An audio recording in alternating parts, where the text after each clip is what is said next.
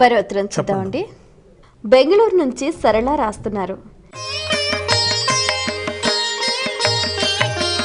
చిన్నపిల్లలకు ప్రతిరోజు దిష్టి ఎందుకు తీయాలి తెలియజేయగలరు అంటూ రాస్తున్నారు.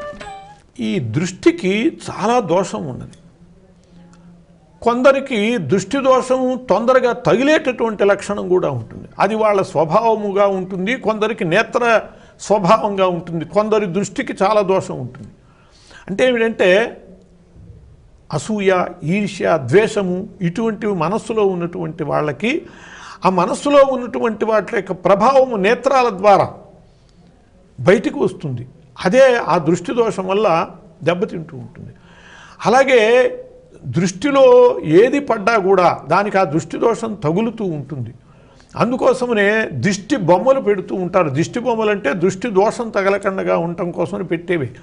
ఆ దృష్టి దోషానికి ఉన్న లక్షణం ఏమిటంటే మొట్టమొదటగా కళ్ళల్లో ఏది పడుతుందో ఆ దోషం దానికి తగిలిపోతుంది. బాగా పూసి కాచినటువంటి కాయలు కాసినటువంటి పండ్లు పండినటువంటి తోటలు ఉంటాయి. ఆ తోటలకి ముందుగా పెడతారు దిష్టి బొమ్మ. పెద్ద కుండకి దానికి సున్నం రాసి వికృతంగా పెడతారు. మనం చూడంగానే ముందు ఇది మన కళ్ళలో పడుతుంది. మన దృష్టి దోషం అంతా కూడా దానికి తగిలిపోతుంది. అందువల్ల ఆ తోటకి ఆ దృష్టి దోషం తగలదు. లేకపోయేటట్లయితే ఒక్కొక్క దృష్టి తగిలితే మొత్తం పురుగు పట్టి నాశనం అయిపోయేటటువంటి పరిస్థితులు కూడా చూస్తాం.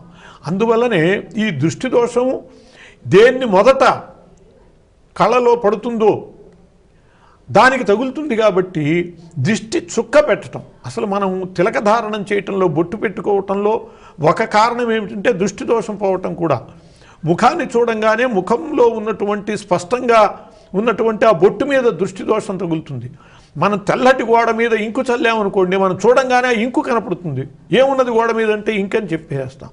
అట్లాగే ముఖం మీద కనుక బొట్టు ఉంటే ఆ దృష్టి దోషం తప్పకుండా బొట్టుకి తగిలి ఆ దోషం పోతుంది. అందువల్లనే స్నానం చేస్తే బొట్టు తీసిందే స్నానము అని చెప్పి, బొట్టు తీయకుండా స్నానం చేసి కొందరు ఇందాకే మొహం రుద్దుకున్నాను, చక్కగా పౌడర్ రాసుకున్నాం, అదంతా వృధా చేసుకోవటం అని చెప్పి కంఠం దాకానే రుద్దుకుని స్నానం చేసే పద్ధతులు కూడా చేస్తారు. అది అనవసరం. స్నానం అంటే ముఖం రుద్దుకున్నదే స్నానము, ఆ బొట్టు తీసేసిందే స్నానం.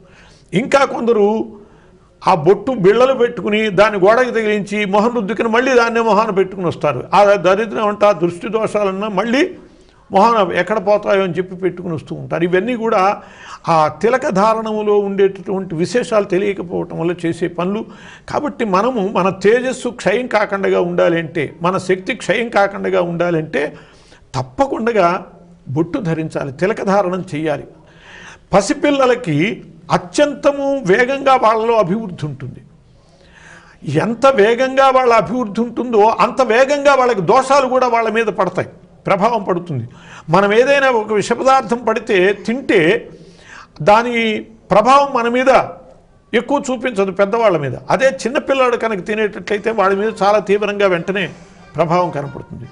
అలాగే ఏ దోషమైనా సరే పిల్లల మీద చాలా తొందరగా కనపడుతుంది. కాబట్టి ఆ పిల్లలకి మొహాన పెట్టడమే కాకుండా దిష్టి చుక్కలు కూడా పెట్టడం వల్ల ఏంటంటే ఎవరు వాళ్ళని చూసినా బిడ్డ బాగున్నాడే అని అనిపించిందే వీళ్ళకి దోషం తగులుతుంది. అలా ఆ దోషాలు ఏవి తగలకుండా ఉండటం కోసమని దిష్టి చుక్కలు పెడతారు. బుగ్గ మీద పెడతారు, గడ్డం మీద పెడతారు, అరిచేతుల్లో పెడతారు. అరికాళ్ళలో పడుకుని ఉంటాడు, వాడి కాళ్ళు చేతులునే కనపడుతూ ఉంటాయి ఆడిస్తూ ఉంటే, వాటిలో కూడా పెడుతూ ఉంటారు దిష్టి చుక్కలు. కొందరు దిష్టి చుక్కలు పెడతారు కానీ బొట్టు పెట్టరు. అసలు ప్రధానమైనటువంటిది బొట్టే. అది మతాలకు సంబంధించినటువంటి విషయం కాదు, పిల్లవాని యొక్క ఆరోగ్యానికి సంబంధించింది, ప్రతి వ్యక్తి యొక్క ఆరోగ్యానికి తేజస్సుకి సంబంధించినటువంటిది. కాబట్టి తప్పకుండా తిలకధారణ అనేటటువంటిది ప్రతి వాళ్ళు చేసి తీరాలి. దానివల్లనే ఈ దృష్టి దోషం అనేటటువంటిది తగలకుండా పోతుంది. మామూలుగా అయితే మొహాన బొట్టు పెట్టుకుంటే చాలు, దృష్టి దోషం పోతుంది. పెళ్ళిళ్ళల్లో అంతటా జనం ఉంటారు, ఇటువైపు అటువైపు కూడా. అందువల్ల ఏం చేస్తారంటే మొగాడికి కుడివైపు బుగ్గన పెడతారు దిష్టి చుక్క, ఆడవాళ్ళకి ఎడమవైపు పెడతారు. వీళ్ళిద్దరు కూర్చునేటప్పుడు మొగాడికి ఎడమవైపు ఆడ మనిషి కూర్చోవాలి. అలా కూర్చున్నప్పుడు ఇద్దరికి సంబంధించిన దృష్టి దోషాలు కూడా పోతాయి. అలా తిలకధారంలో దిష్టి చుక్కలలో కళ్ళకి నేత్రాలకు ఉన్నటువంటి నేత్రాలు అనేటటువంటివి చాలా శక్తి కలిగినటువంటివి. వాళ్ళ యొక్క తేజస్సు భావాలు ఇవన్నీ కళ్ళల్లోనే ప్రకటమవుతూ ఉంటాయి. మనము ఎదటి మనిషిని చూస్తే, ఆ మనిషి మనల్ని చూస్తే ఆ మనిషి ప్రేమగా చూశాడా కోపంగా చూశాడా అనే చూపును బట్టే మనం తెలుసుకోగలం. చూపులో అన్ని భావాలు కూడా ప్రకటమవుతాయి. అట్లా దుష్ట భావాలు కూడా ప్రకటమై దృష్టి దోషాలు తగలకుండా ఉండటం కోసమని దిష్టి చుక్కలు అనేటటువంటివి పెడతారు. దాని యొక్క ఫలితం తప్పకుండా ఉన్నది. మరి ఉత్తరం